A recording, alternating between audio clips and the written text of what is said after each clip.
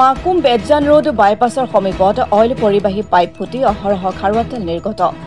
আজি পুৱাৰে পৰা মাকুম বেদজান ৰোডৰ বাইপাছ সমীপৰ পথাৰৰ মাজেদি যোৱা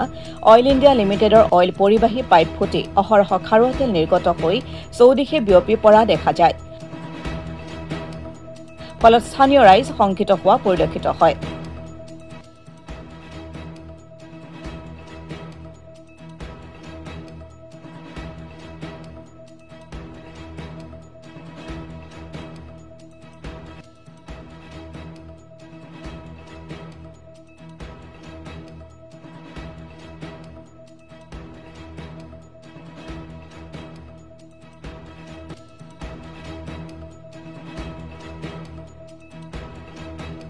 ইতিমধ্যে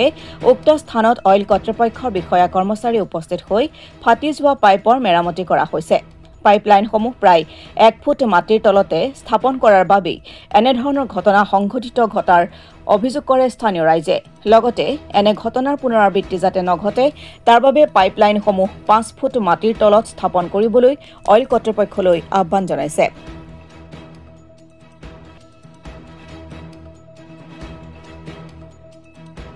আমাৰ মাকুমৰ পৰা আধা কিলোমিটাৰ নিলগত বেদজান ৰোডৰ কাষতেই ইয়াত অইলৰ পাইপ ফাটি আজি তেল ওলাইছিলে আৰু ইয়াত তেল ওলোৱাত ৰাইজে ইয়াত শংকিত হৈছিলে যিহেতু যথেষ্ট তেল ওলাইছে চাৰিওদিশে তেল আৱৰি আছে এইটো হয়তো সবেই ভয় খাই আছে এইটো অঞ্চলত ইয়াত তেনেধৰণৰ কোনো অঘটন নঘটক তাকে কামনা কৰিছোঁ আৰু এতিয়া ইতিমধ্যে অইলৰ মানুহ আহি বন্ধ কৰাৰ ব্যৱস্থা কৰিছে আৰু এতিয়া অলৰেডি বন্ধ হৈছে বুলি আমি দেখিছোঁ নিশ্চয় নিশ্চয় যি অইলৰ পাইপলাইন বহাইছিলে আৰু অইল কৰ্তৃপক্ষক সেই সময়তে আমি আপত্তি জনাইছিলোঁ যাতে কমেও পাইপলাইনটো 5 ফুটৰ তলত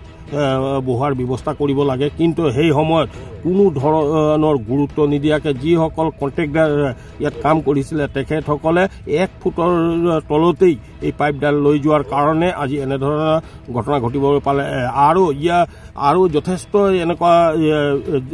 পথাৰৰ মাজত জগা আছে য'ত নেকি পাইপটো ওপৰতেই আছে কিন্তু কোনো ধৰণৰ ব্যৱস্থা নাই তাত যদি গাড়ী এখনো যায়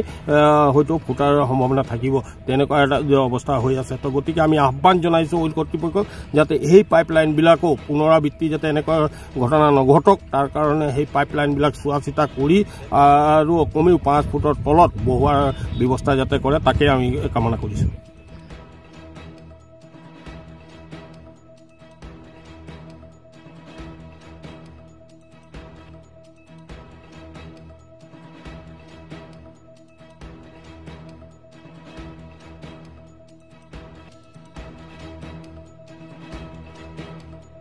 Bureau Report, Assam Today.